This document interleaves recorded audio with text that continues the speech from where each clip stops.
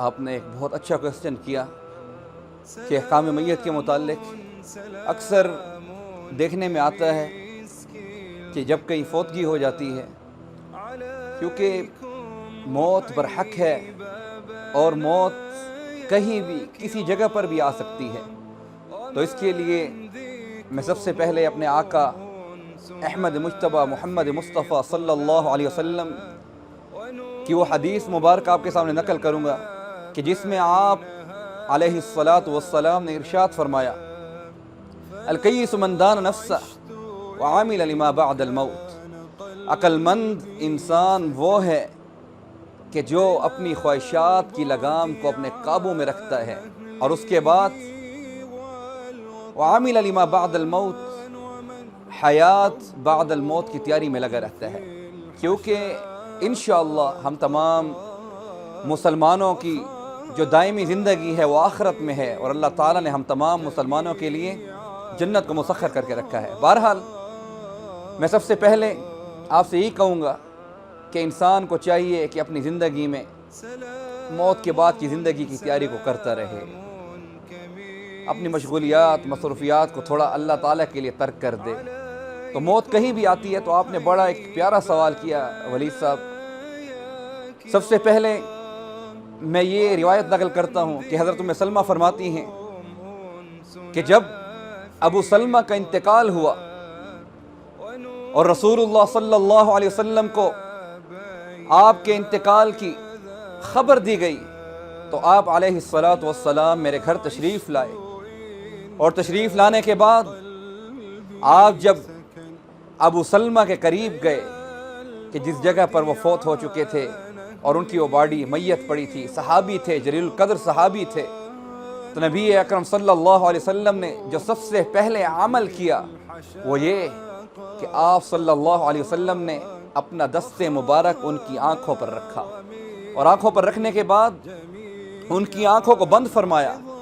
یہ میں خاص طور پر احکام میت میں یہ باتیں بہت ضروری ہیں، اس چیز کا پتہ ہونا چاہیے، ہر مسلمان کو اس چیز کا علم ہونا چاہیے۔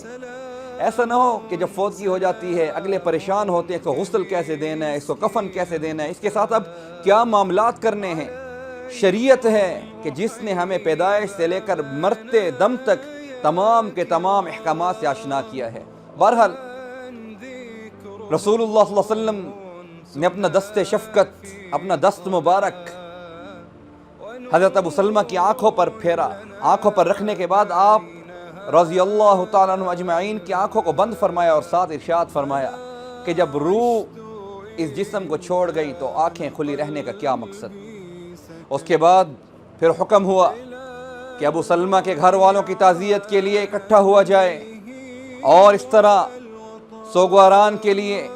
کھانا بنایا جائے تاکہ یہ غم میں ہوں گے، ان کو کھانا پکانا دوسرے گھریلو امور سے پریشانی کی حالت میں یعنی نہیں ہو پائیں گے یہ معاملات۔ تو لہٰذا اس سے سبق ہمیں یہ بھی ملتا ہے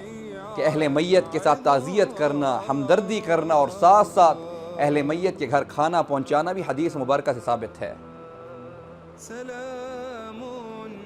اس کے بعد میرے محترم سامعین کرام، آپ بھی اور سوال کرنے والے آپ نے جو سوال کیا کہ میت کو کس طرح غسل دیا جاتا ہے، تو سب سے پہلے جو کہ میت کے نہلانے والا تختہ ہوتا ہے وہ بھی حدیث مبارکہ سے روایت ملتی ہے کہ اس کو دھو لیا جائے، بہتر ہے، صاف ستھرا کر لیا جائے، اور اس کو لبان کی دھونی دی جائے یا خوشبو کی دھونی دی جائے۔ جب وہ تختہ دھل جائے تو میت کو اٹھا کر احترام کے ساتھ، آرام کے ساتھ، بہت ہی آرام کے ساتھ اس تختے پر چت لٹا دیا جائے، کیونکہ مرنے کے بعد انسان کے اعضاء اکڑ جاتے ہیں اپنی جگہ پر، اس لیے جب روح نکل جائے تو جس طرح رسول اللہ صلی اللہ علیہ وسلم نے حضرت ابو سلمہ کی آنکھوں پر اپنا ہاتھ پھیرا کہ آنکھوں کو بند کر لو، اور ساتھ ارشاد فرمایا کہ جب میت یعنی روح جب جسم کو چھوڑ جائے تو اعضاء کو سیدھا کر لو، اس طرح اگر چہرہ کھلا ہے تو تھوڑی کو بھی باندھ لو، ایسا نہ ہو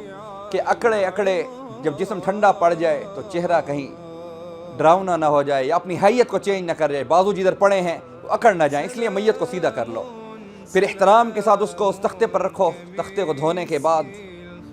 پھر سب سے پہلے جو کام کرنا ہے وہ یہ کہ میت کے کپڑوں کو بڑا آرام سے اتارا جائے،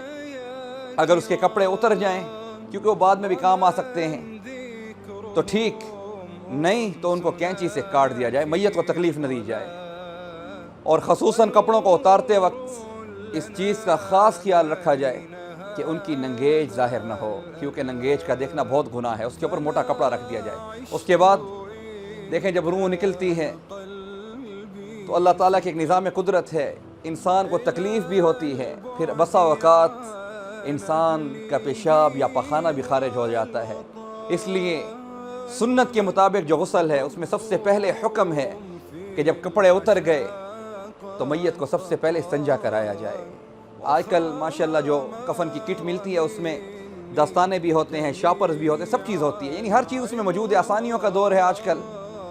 تو میت کو سب سے پہلے استنجا کرایا جائے۔ استنجا کرانے کے بعد میت کو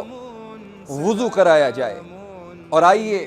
میں آپ کو میت کے وضو کا طریقہ بھی بڑا آسان سا مختصر وقت میں بتاؤں۔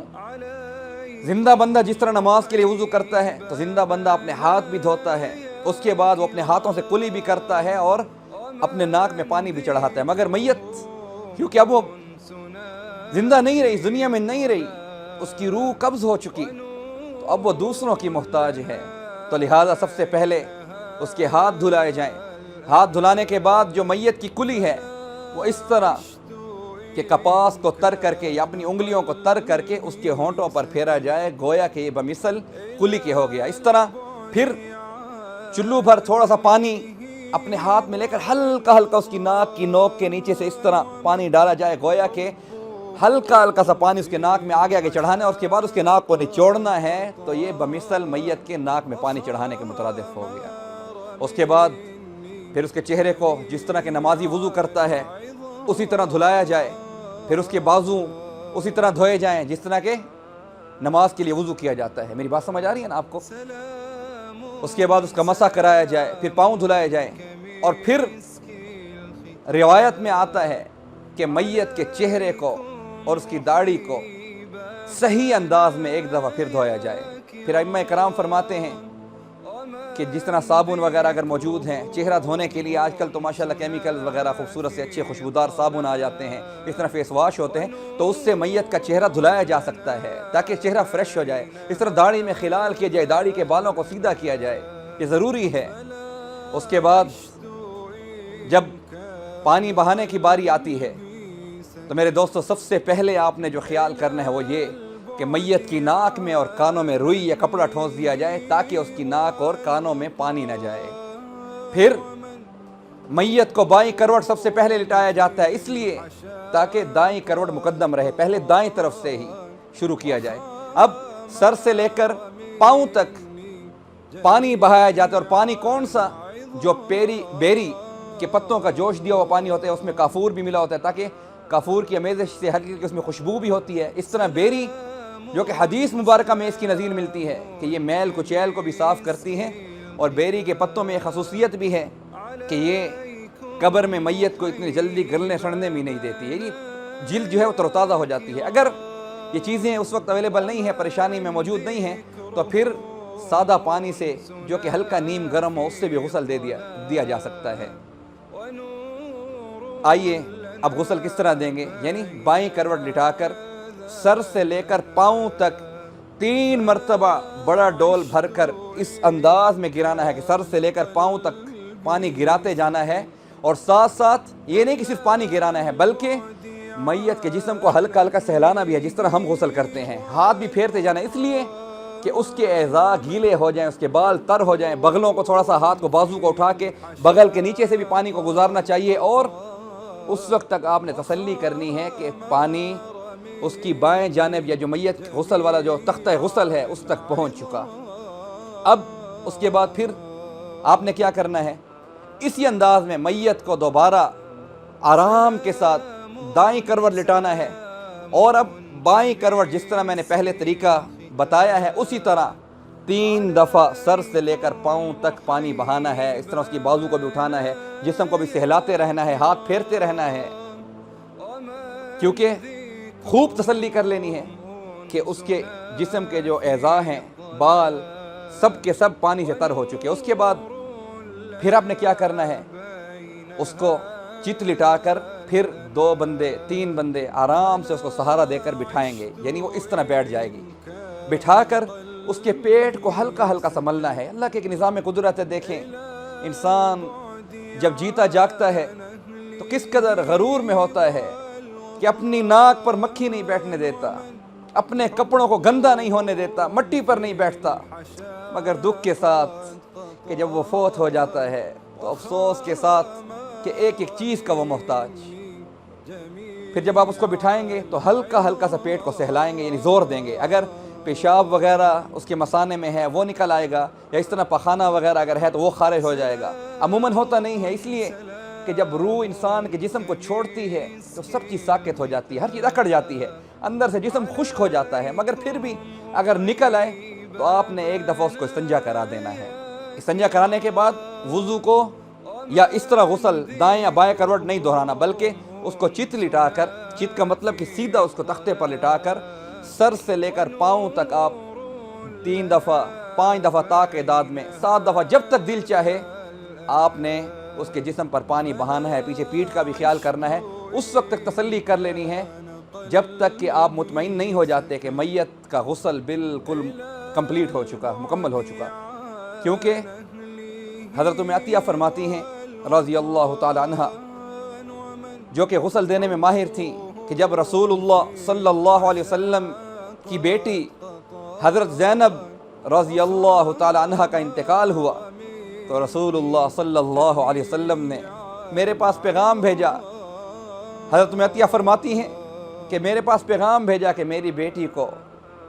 بیری ملے پانی، یعنی بیری کے پتوں سے جوش دیے ہوئے پانی کے ساتھ غسل دو، 3 دفعہ 7 دفعہ 5 دفعہ 9 دفعہ، یعنی تاک اعداد میں اس وقت تک غسل دینا جب تک کہ تم مطمئن نہ ہو جاؤ۔ پھر اس کے بعد جب سر سے لے کر پاؤں تک آپ نے اطمینان کر لیا کہ اب میت کا غسل ہو چکا تو اس کے بعد صاف ستھرے نئے تولیے کے ساتھ اس کے جسم کو خشک کریں، اور خشک کرنے کے بعد اس کے اوپر کافور یا جو خوشبو اچھی سی مارکیٹ میں کہ جس سے میت کے جسم سے خوشبو آئے وہ اس کے جسم پر مل لیں، یہ سنت سے ثابت ہے۔ تو سامعین کرام، آپ نے بھی میرے اس طریقہ کار کو سنا، اور ماشاءاللہ جن میرے بھائیوں نے سوال کیا تو میں نے نہایت ہی مختصر اور جامع انداز میں آپ کو غسل میت کا طریقہ بتایا۔ آپ خود بھی اس کو سنیں اور میری اس بات کو صدقہ جاریہ سمجھ کے آگے بھی شیئر کریں۔ اور میرے دوستو، آخر میں غسل میت کے اس فضائل میں ایک حدیث مبارکہ بیان کرتا ہوں، اس پر میں اپنے اس ٹاپک کو ختم کرتا ہوں کہ میرے آقا کا فرمان مبارک ہے کہ جس شخص نے، یعنی جس مسلمان نے اپنے بھائی کو مرنے کے بعد غسل دیا، فرمایا کہ وہ شخص اس طرح گناہوں سے پاک ہو جاتا ہے گویا کہ اپنی ماں کے پیٹ سے ابھی پیدا ہوا ہو۔